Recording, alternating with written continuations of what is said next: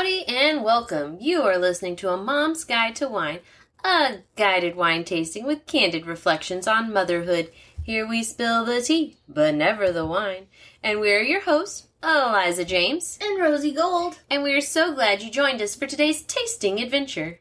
Full disclosure, for those with little ears around, 90% of our topics and language will be more on the R rating scale. Also, we are not professionals nor experts. We are simply sharing our experiences and including some Google searches for support. We are amateur wine enthusiasts and professional moms. That is our skill set. But first, the wine. And today's wine is a Syrah. We haven't done Very cute. A Syrah. Have we done a Syrah? I have no idea. I don't think so. I don't know that we've covered a Syrah. I'm going to have to go back and I'm going to have to check, but I don't know that we've done a Syrah. But this was a gift from Rosie's sister. Yep. Yeah, it was nice of her. And it has a big owl on the front of it, and she's slightly obsessed with owls. It's what her business is going to have as the main character, and that's why she sent us an owl. I know, I love it. It's got lime green writing on it, which is kind of cool. So, this is, and I hope I'm pronouncing it correct, because I couldn't really find the correct pronunciation, the Pundt. The Pundt. Pundt? I don't know, it's P-U-N-D-I-T.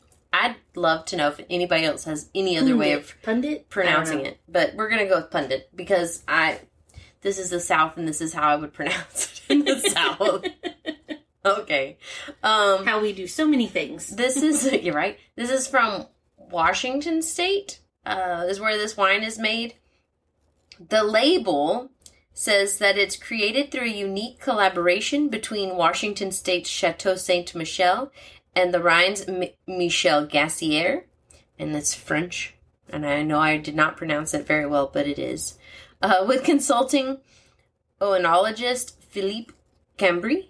The Pundt expresses the finesse and balance typical of France's Rhine Valley with all the attitude of Washington State, Columbia Valley.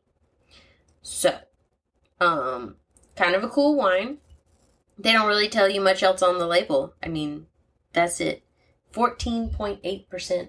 So that's a good one. Alcohol. So we will be drunk by the end of this episode. So that could be interesting. The funny thing about this wine is when I was researching it, there are conflicting stories. That's a nice way to put it. Of what it's supposed to taste like. What it's supposed to smell like. They all paint a picture, but they're different pictures. They're different, and and I made sure because I thought, well, maybe I'm looking at the wrong vintage, because each vintage has its own distinct characteristics. And that's why, a 2016 is going to be different from a 2018, right? Well, nope. These are all 2020s. We have a 2020 sitting in front of us. So all the vintages should be similar. They're not.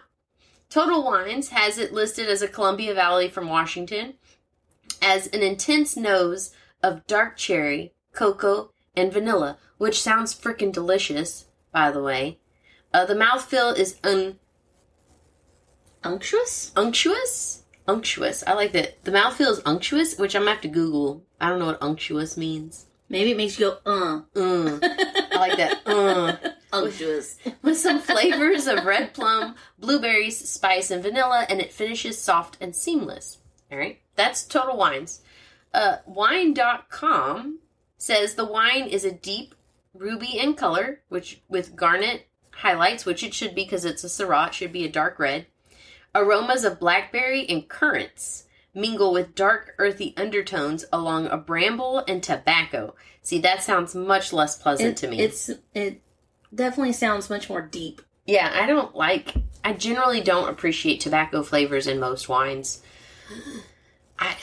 They tend to be bitter and sometimes bite. Yeah, I mean, with the right meal, sure. With my spaghetti, sometimes that works, but not all the time. It says it should be a decadent mouthfeel with flavors of cherry, blueberry, and dark chocolate with a complemented, long, juicy, complex finish. Okay. These are very different. Like, these aren't even on the same page as each other. So this could be good. It could be good. Could be great. Could be great. So we'll see. I got my little rabbit ears here, and we're just going to pop this bad boy open. Meow. So I get to listen to me screw it down for a little bit.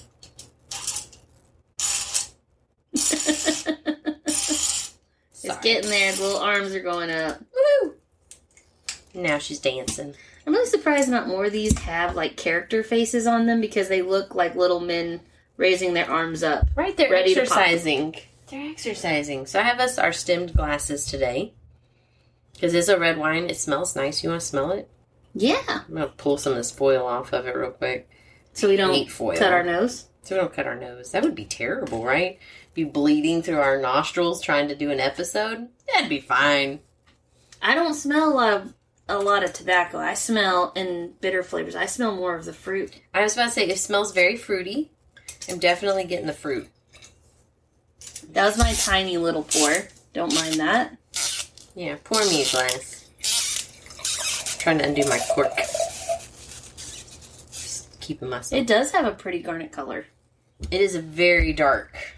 Very dark. Like, this has to be one of the darker wines we've done. But we've not done a Syrah. So this will be fun. I could be convinced there's plum. I get the plum. I'm feeling the plum. Like, that makes sense to me. I'm scared to try it now. It didn't say that it was going to smell like tobacco, though. I'm thrown off by the tobacco. Do you get the vanilla? I get some chocolate. Maybe some. There's some chocolate. It's more chocolate and berry. Yeah, it's chocolatey berries. If it tastes like chocolate and berries, it's going to be a great wine.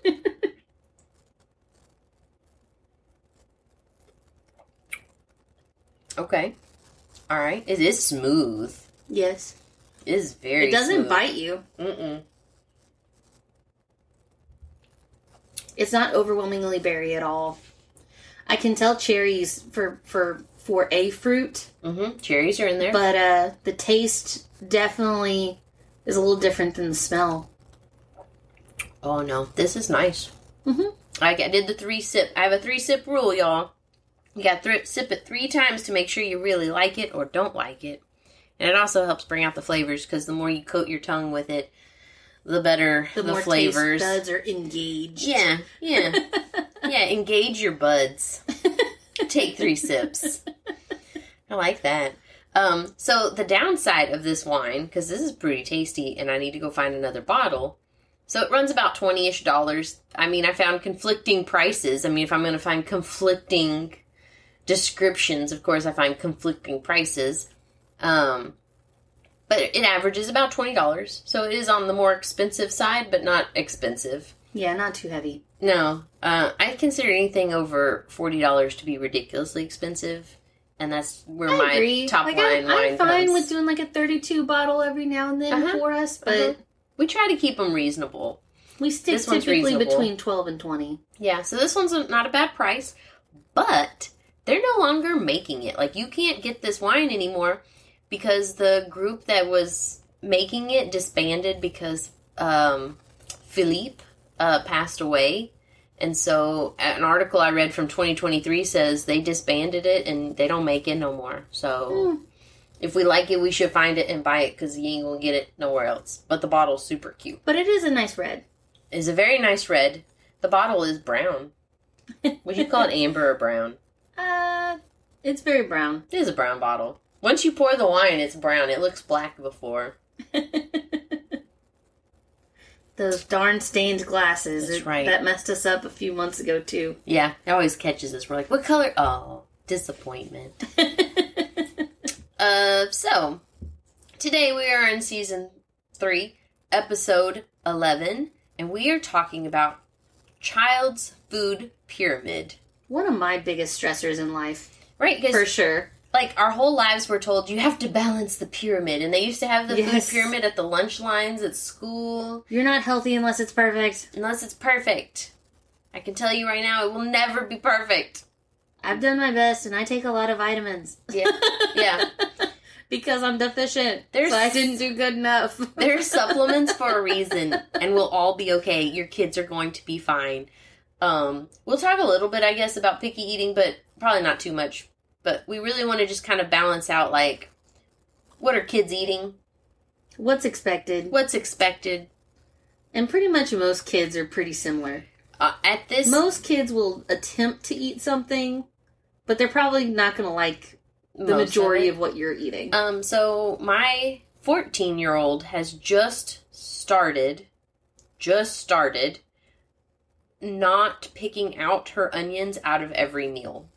They're in everything I cook. I love onions. Oh, me too. Garlic is in there every meal because I love garlic. If I don't cut an onion, there's going to be onion powder in it. Something, right? Like, there's always onion in it. But she's gotten to the point where if she can see the onion, she's no longer picking it out. She's actually eating half of it. She might pick out some bigger chunks because they just make me uneasy. She goes, but I know I like them. But, so it's kind of a funny thing. But she's also eating mushrooms, which she never, ever ate before. Which is funny because the 4-year-old eats mushrooms because Mario eats mushrooms. Hey, that's actually handy. So, but I thought Mario didn't like the mushrooms. He doesn't, but he eats them. And so we order mushroom burgers. There's no fucking mushrooms in those burgers, guys. It's just a regular burger, but he tells people he's eating mushroom burgers, but it makes it easier. That's handy, though. For when I cook something else and it has mushrooms in it, because he thinks he loves mushrooms, and he eats the mushrooms because he loves them. Which he does love them now, but he didn't know he loved them then. Boom. There's things, right? We can trick kids all we want. So what is a food pyramid? Like I said, most of us have probably saw one growing up in school. They were very much triangles when I was a kid. Yep, they were triangles. It's changed over the years. Yep, according to Britannica.com, which is also known as the encyclopedia now because, we don't do books, we do everything online, so the encyclopedia went online. Food pyramid is a visual representation that is in the shape of a pyramid of the optimal number of servings of food a person should eat daily from each basic food group. It was first evolved in Sweden back in the 1970s and was adapted by the U.S. Department of Agriculture, also known as USDA, back in 1992. The USDA revised it back in 2005 to create what is called the My Pyramid, which is replaced by the My Plate in 2011. And what I learned through my research of this is that there are so many different versions of the food pyramid or the My Plate that every country and culture has their own, which I found really cool. MyGov. It makes total sense. Yeah, myplate.gov. That's what I'm thinking of. Myplate.gov is a website that does the... well, I was trying to get my thing to open, but it didn't want to. There it goes. Of a nice breakdown of what that means. So the My Plate is meant to be fruits and grains and vegetables and protein. So they really took a lot of stuff off of it. It's very basic. Dairy is considered off to the side, and they're thinking of like a glass of milk, I'm assuming, because why else would you have... cheese is a dairy, and it's not on the plate. It's off to the side. So I don't know. I think this has to do with schools. I don't know, you can correct me if you think I'm wrong, but... Yeah, I think this is what they're pushing in public schools. Public schools, right? Because you get a milk with your lunch, either chocolate or whole milk or half and half or something. Or yogurt or something. Yeah, but you get it, off to the side. So with this, they say that half of your plate should be fruits and vegetables. So you take that half and you split it in half and you've got it quartered out. But apparently saying quarters is too complicated, so they just say half of your plate should be fruit and vegetables. They say make sure you vary on them. Your grains and your protein also take up the other half of your plate. You divide that into quarters. So you got a quarter of grains and you got a quarter of protein. So it's quarters. And they also say that you should do a little less protein, a little less fruit. Compared to everything else on the plate. Yeah. It's mostly grains and vegetables that they want to take up your plate, and minimal fruits and minimal protein. And there's so many diets and things out there that, we could nearly cover what you could consider your plate. And I feel like every household has their own My Plate. Everybody has their own My Plate.